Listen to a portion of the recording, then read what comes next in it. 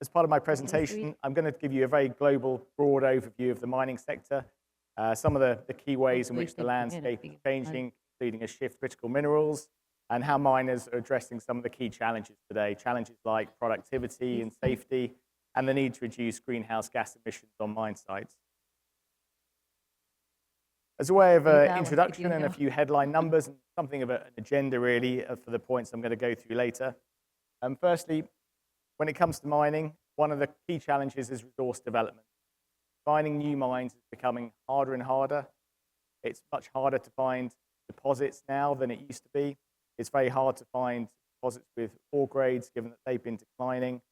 Mining is going underground, and all of that is causing mining to becoming more and more expensive. So what we're seeing are development costs shooting up, and also the time to develop a mine is going up and up as well. Algo que estamos desarrollando colectivamente es que estas minas cuesten $500 million. El costo de la minería cada vez es más caro. Y uno de los costos que hace que eso sea más caro es que los minerales de la minería, la energía para transicionar. La agencia internacional se espera que suba un 60% para 2040, para que suba 5 veces más. Hablará mucho dinero se está usando para satisfacer esas demandas. Es un reto grande. Otro de los retos es la productividad, cada vez es más difícil. Por estos retos hay que invertir más dinero en tecnología para disminuir los costos. Suben cada vez más y más. Lo que estamos gastando en tecnología está subiendo over the next few years. As we've just seen, safety is effectively miners' first priority, really. And although injury rates have been coming down steadily, we're seeing fatality rates really around the same place they have been over the last few years. Information from the International Council on Mining and Minerals also reported an increase in fatalities in 2024 amongst their members, up to 42 from 36 in the year before. So there remains a huge challenge with regards to safety. And lastly, many miners have made some commitments in terms of reduction of greenhouse gas emissions. A lot of them have set interim targets of around 30% reductions by 2030, and also the aim to achieve net zero by 2050. And so far, performance has been quite promising. We've been tracking a number of leading miners, and they've been able to reduce their CO2 emissions by around 12% over the last 5 years. So some good progress so far. And when it comes to these challenges, I think it's fair to say that they're all priorities. In 2023, Global Data ran a poll on its media site called miningtechnology.com, and we asked miners, what do you think should be the biggest priority for the mining sector through to 2025? You can see on the slide there was a fairly even representation from each of those different areas.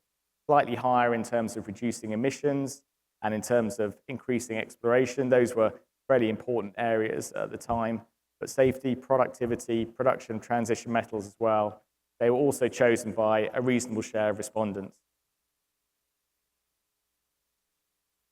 So I'm going to look into each of those trends in more detail now, starting with resource development and investment trends.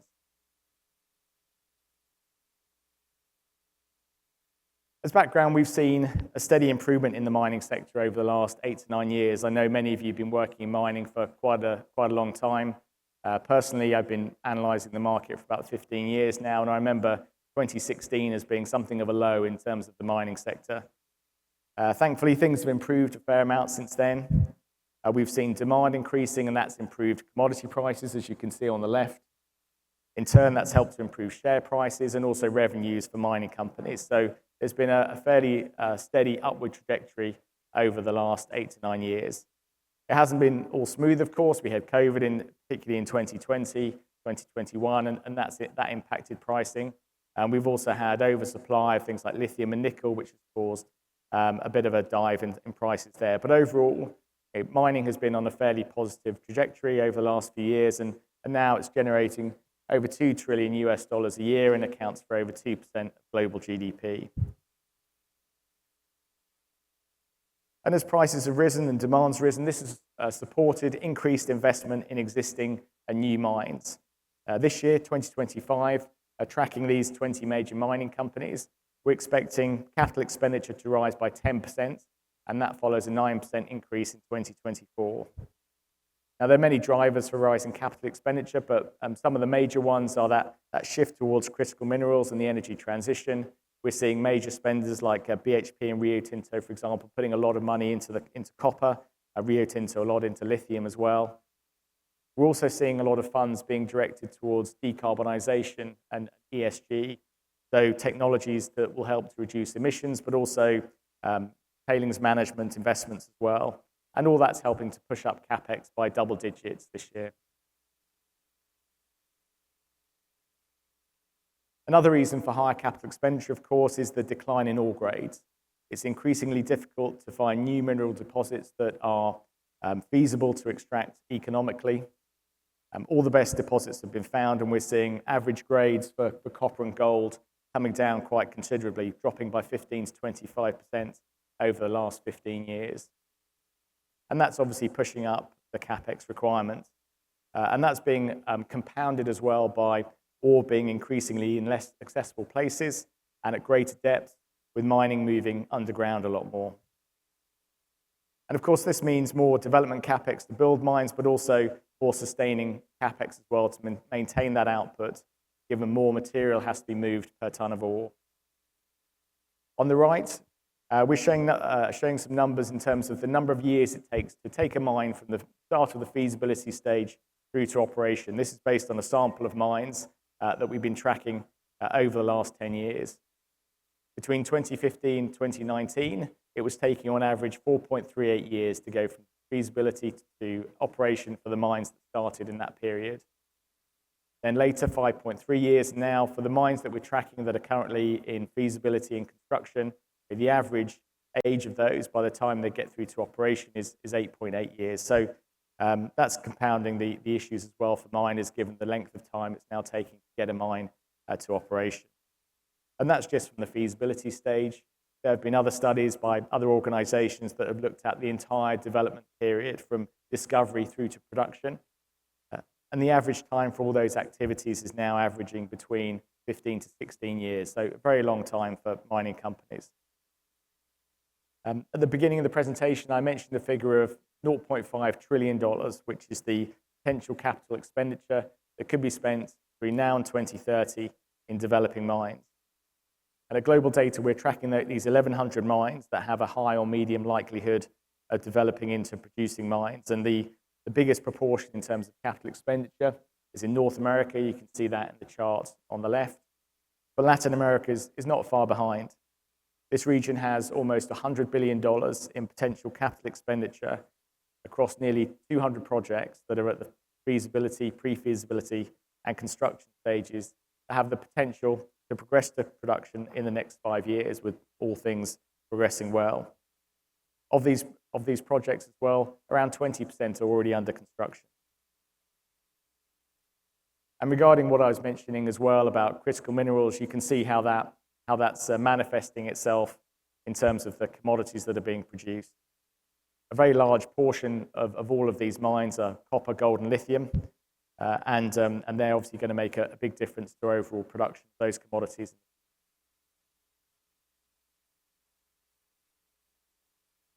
Now, if we slice up all those development opportunities by country, interestingly, we can see across Latin America, Mexico's got the largest number of high or medium likelihood projects in development at 38, just ahead of Brazil and Chile.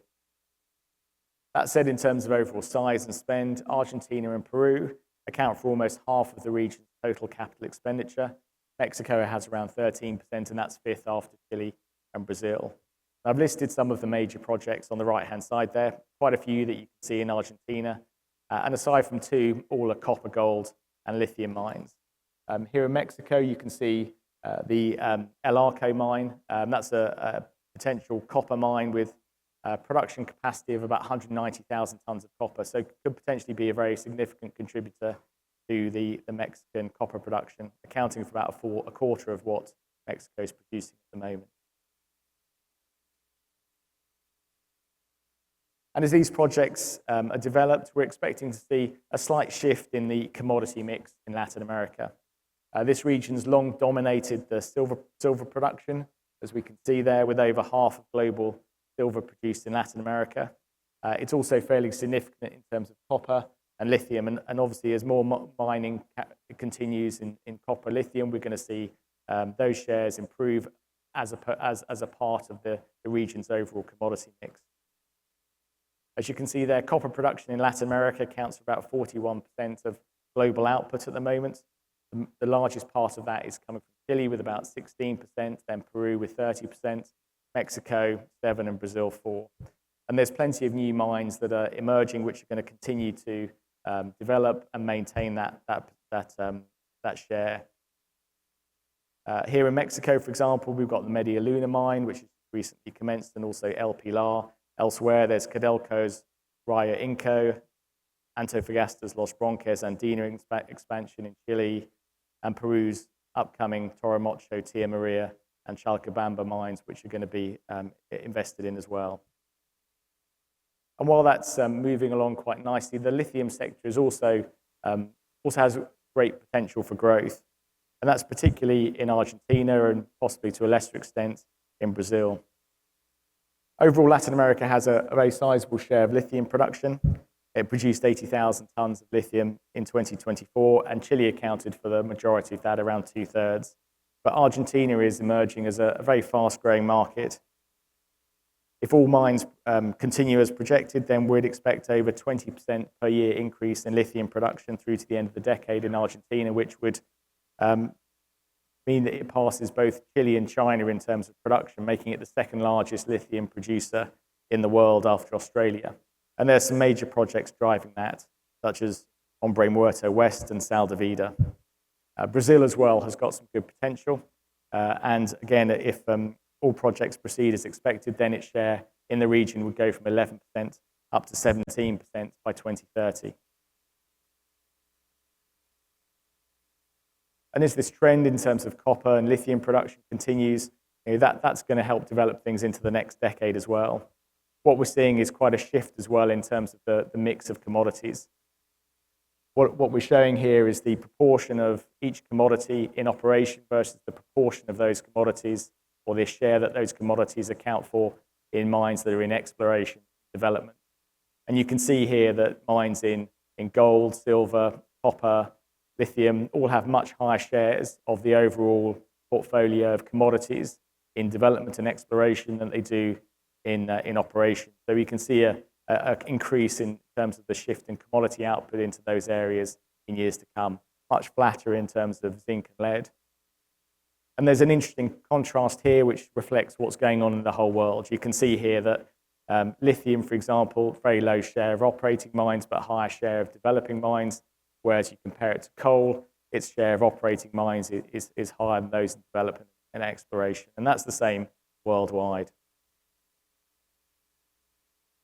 And if we shift to a worldwide perspective, we can see that what's happening in Latin America is happening worldwide as well.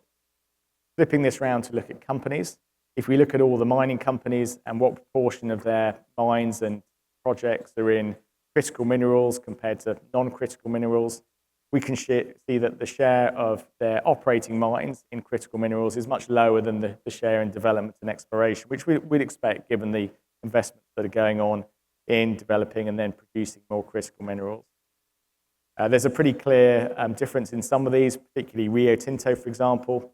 They're investing in lithium and copper mines, as well as, of course, their continued focus on iron ore. They've also invested in a graphite-focused miner as well. So you can see the shift that's going on, and they recently reorganized their operations as well. Copper as a standalone unit, lithium and aluminium combined. BHP as well, they're also looking to develop in copper as well as potash. They also, like Rio, have that continued investment in iron ore, but unlike Rio Tinto there have less of an interest in lithium. They've tended to shy away from that. And then on the right-hand side of the chart, while there are a lot of developments going on in terms of new mines, there's also a trend in asset acquisition. We've seen over the last 9, 10, 11, 12 years now, the share of asset acquisitions that involve copper, lithium, nickel, and cobalt has increased. These are critical battery minerals key to the energy transition and electric vehicles. And if we look at all of the asset transactions that have happened in mining, and at Global Data, we're tracking around 70,000 of these at the moment. You can see the share that between 2013 and 2016 that were accounted for by these critical minerals was just 26%. And then in the last 4 years or so, it's risen to 35%.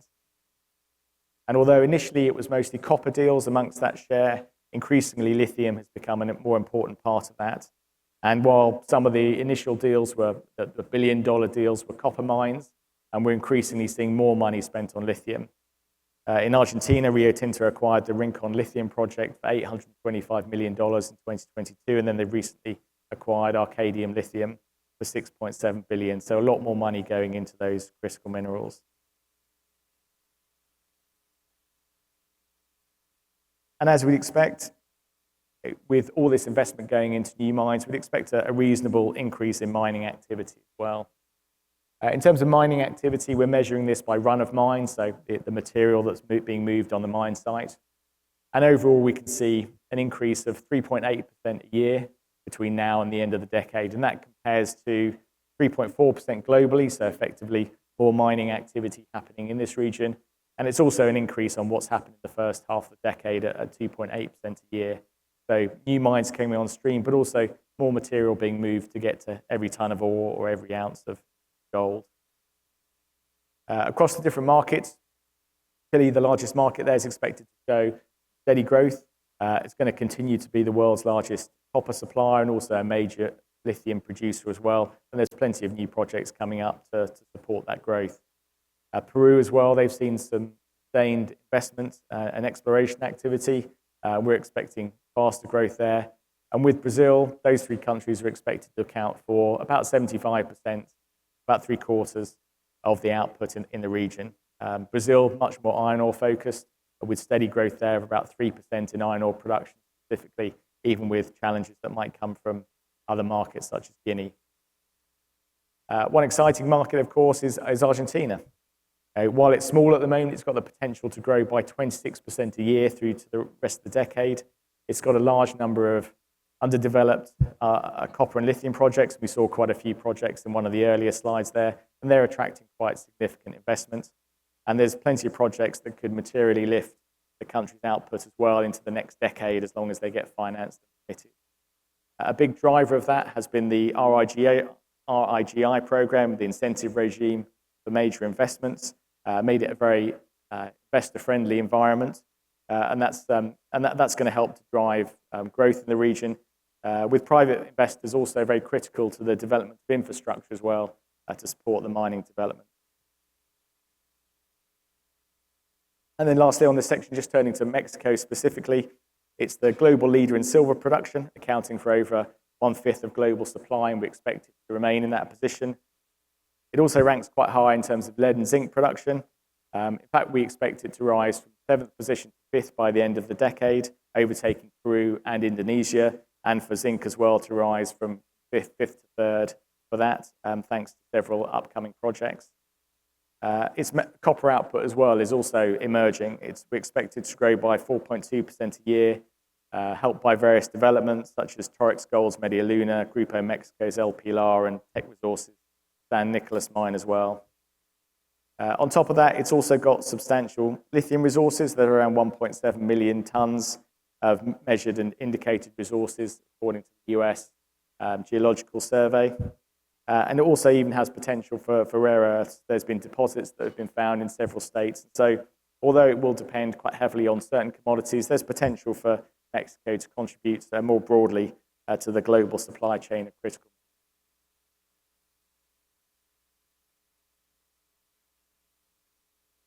So moving on from resource development, I'm going to look to turn the attention to technology and the trends we're seeing, particularly in relation to investments that are helping to improve productivity and safety. As mentioned, falling grades mean more materials got to be moved for every ton of ore or metal, and with rising labor costs, material costs, challenges with finding workers as well, operating costs have been rising. Over time, we've seen productivity decline quite steeply in mining, as you can see on the left-hand chart. And certainly that was the case maybe sort of 10, 15 years ago. More recently, though, thanks to some spending on technology as well, that steep decline is flattening out. It might not look like that, but it is. And miners have been doing excellent work in order to enhance productivity. But of course, in doing so, they also need to do so with high levels of safety.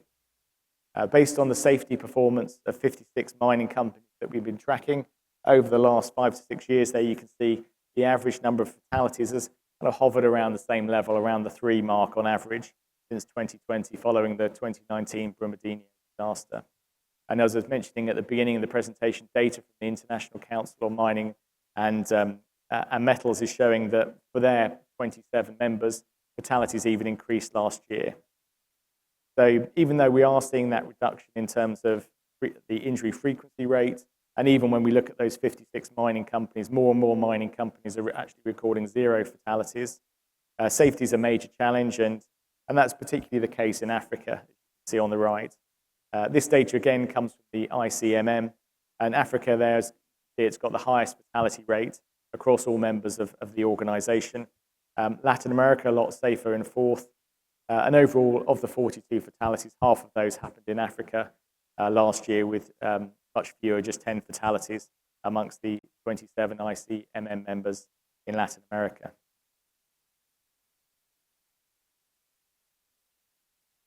Given these challenges, investment in technology has been increasing, particularly over the last 10 years. And that's been helped by falling costs of technology, by improving return on investment, and by making investments generally more accessible to more miners. And we've seen a very sizable spend in areas like cloud computing, networking, communications, and IoT, the Internet of Things. And that's helping sites to operate more efficiently and safely. And as you can see, the growth in spending on technology is accelerating. At Global Data, we do a lot of analysis on technology spend across lots of different areas, and mining is one of the interesting sectors. Relatively low take-up of technology compared to a lot of others, but it's really starting to pick up, and you can see moving into double-digit growth over the next few years as more miners are spending more money in more areas.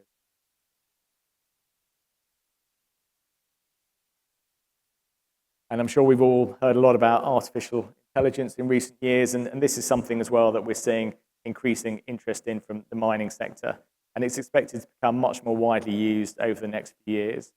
At Global Data, we do a lot of surveys of mine sites, speak to a lot of mine managers, maintenance managers, and other personnel, and ask them about technology spend. And as part of one of our surveys, we asked them about the timing and when they thought that artificial intelligence would have a noticeable impact on their mines. And it's interesting to see that over 50%, including those that have already experienced a noticeable impact and those that expect to see it over the next 5 years, over 50% expect a noticeable impact over the next 5 years. And interesting as well that when it comes to the majors, nearly 20% of those are saying there's already been a noticeable impact regarding AI on their sites.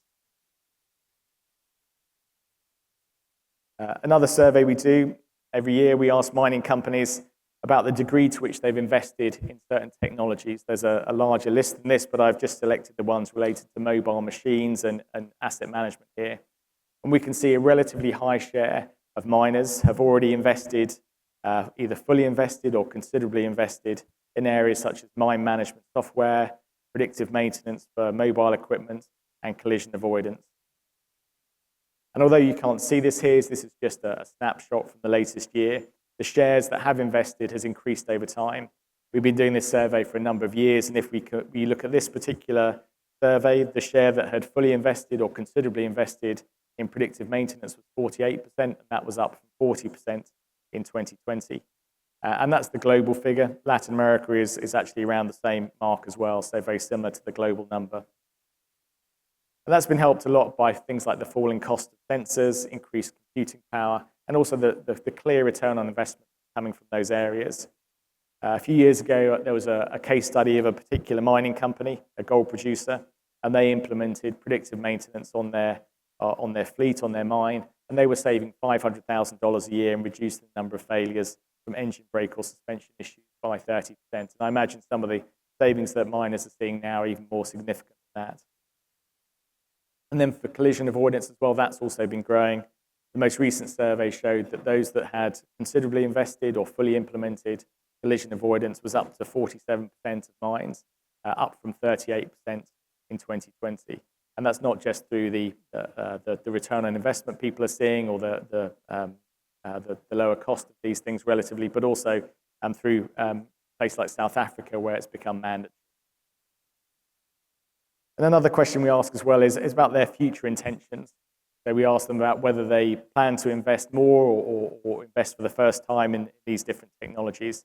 And you can see from the chart there in terms of predictive maintenance for mobile equipment at 48%, mine management software 43%, collision avoidance of 40%. There's a large share of miners that are expecting to invest or invest more in those areas over the next years.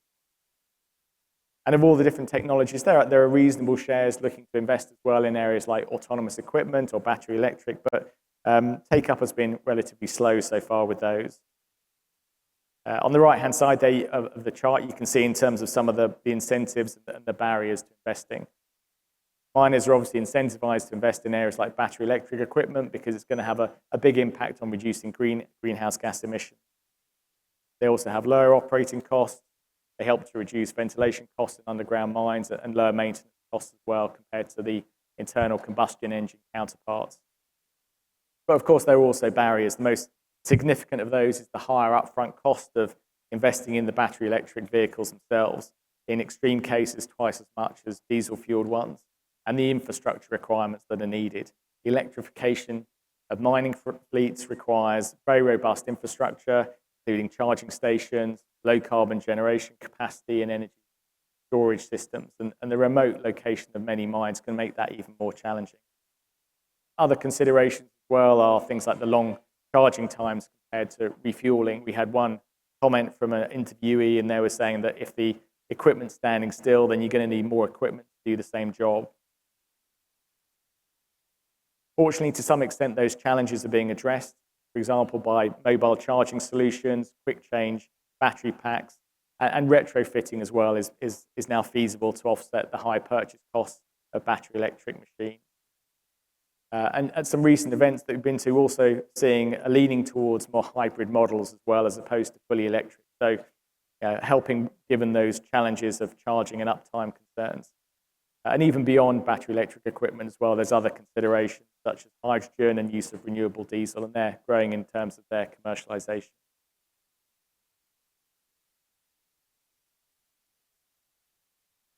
Then moving on to automation.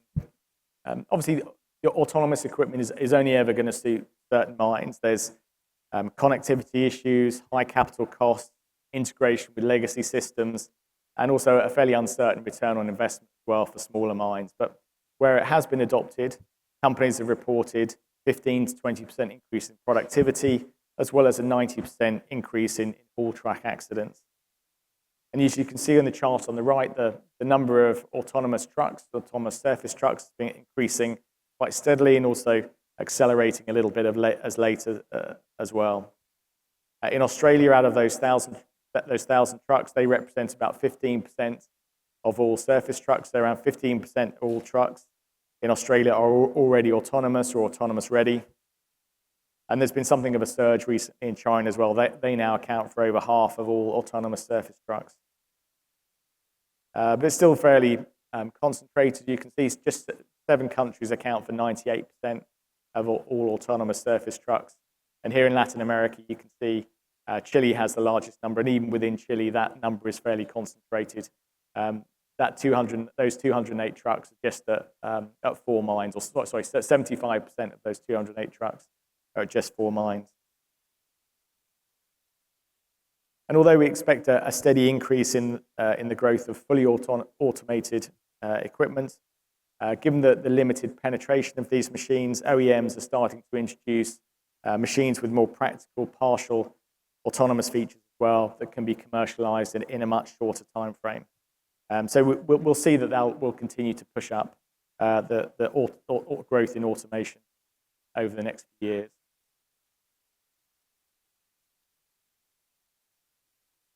And then I'm going to finish to look at one other major trend, and that's decarbonization and the reduction of greenhouse gas emissions on mine sites.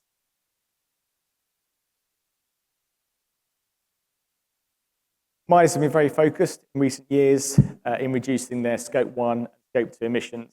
And they've set themselves interim targets, as I was saying at the beginning, typically around 30% reduction in Scope 1 and Scope 2 emissions, and typically by 2030. Some are more aggressive, some taking a little more time, but generally it's around that mark. And they're also aiming for carbon neutrality by around 2050. There's a few, such as Fortescue, De Beers, Anglo American, that are being a bit more aggressive with their targets. Fortescue targeting real net zero by 2030, for example. And those emissions are being tackled in various ways. The immediate one is really through sourcing a greater share of energy from renewable sources, whether it's through power purchase agreements of renewable energy or through on-site power, such as on-site solar. And then also to some extent through minimizing carbon emissions from equipment, such as the shift towards battery-powered vehicles, or even the use of renewable diesel or HVO, hydrogenated vegetable oil, instead of fossil diesel that can be used as a drop-in fuel. And that's being trialed by companies like Rio Tinto, BHP, across some of their mines in Australia and the US. And so far, there's been success in reducing emissions. These 20 mining companies that we've been analyzing over time, we can see the share of their Scope 1 and Scope 2 emissions come down by 12% over time between 2019 and 2024. And this is also despite an increase in production for some of these companies. For example, Fortescue opened up Iron Bridge, and that naturally pushed up its greenhouse gas emissions. Tech Resources as well. New mine came on stream as well. But there's been some impressive reductions over the period. If we look at just the last sort of 3-4 years or so, Antofagasta's emissions have come down by 37%, BHP's by 38%, Rio Tinto's by 12%. So a lot of progress for many miners. And these improvements have mainly been through a shift to renewable power. Some miners, they benefit really through high proportions of their grid already being sourced from renewable power. So Vale, for example, it does help that there's a large amount of hydro in Brazil that's helping Vale to get to 90% renewable power out of its entire energy mix. Chile also has quite a bit of renewable power as well, and that's supported Antofagasta, but they've stepped things up, and since 2022, they reported that all of their power supply contracts are coming from renewable electricity, and that's helped the company to achieve their emission targets 3 years early. For others, where the grid is not so dedicated towards renewable power, there's been a more noticeable shift towards PPAs and to some extent on-site solar. BP is quite a good example of the impact of power purchase agreements. About 5 or 6 years ago, I think the share of renewable power in their mix was only about 1%, and then they've been increasing their renewable power purchase agreements, and for 2024 it was up to 65%. So they've made a really big impact on their emissions.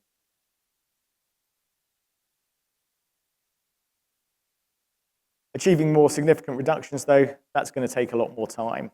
We can see this shift to renewables having something of an impact, and that will help a lot of miners to achieve their short-term targets, or at least make a good progress towards them. There's also increasing use of fuels such as renewable diesel. As I mentioned, BHP and Rio Tinto trialing that out, but currently the supply of that is not significant enough to make a massive impact until we get into the next decade. Trolley trucks are being used as well, and as I mentioned, battery electric equipment is being trialed. It's in its relatively early stages. We estimate only about 1% of trucks are battery electric and 3% of underground loaders, so very much in an early stage situation there. But we do expect more miners to adopt these vehicles as we get into the next decade, once they deal with issues like sunken assets, the battery limitations, and the surge in power demand they're going to have when they step towards full electrification. There was certainly an interesting sign of things to come. It was about this time last year at Mine Expo where Liebherr and Fortescue signed a $2.8 billion deal for 475 zero-emission mining vehicles. So a lot of intent certainly shown in that area. And then at the bottom, we've got fairly nascent technologies such as hydrogen and carbon capture. We don't expect these to be commercially viable until quite some time, until 2040, 2050. Although interestingly, where hydrogen is concerned, 80 to 90% of hydrogen components are derived from traditional diesel engines. And there are some firms that are expecting equipment to become more viable within the next 5 to 10 years. Carbon capture, though, from point sources, that's very early stages. There's some trialing happening in other sectors, such as maritime, and it could be viable a bit sooner than direct air capture. So just to conclude, certainly Latin America is a very exciting region when it comes to potential new mine development, with almost $100 billion in potential spend through to 2030. That development capex is particularly high in copper, gold, and lithium, as we saw. And by country, the largest development capex is expected in Argentina, followed by Peru, and then Chile, Brazil, and Mexico.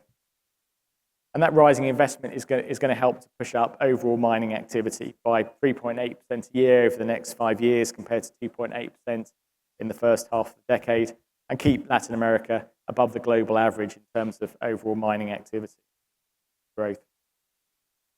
And then we've got challenges of productivity and safety, and they're leading to rising investment in technology. We're particularly seeing rising penetration rates for technologies such as predictive maintenance and collision avoidance.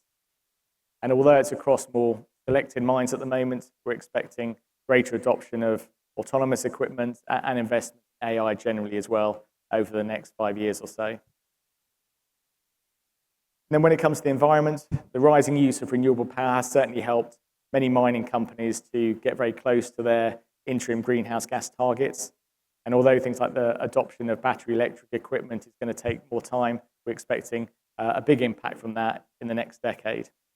So that should all help miners to drive towards their net zero targets. That concludes my presentation. Thank you very much for your time.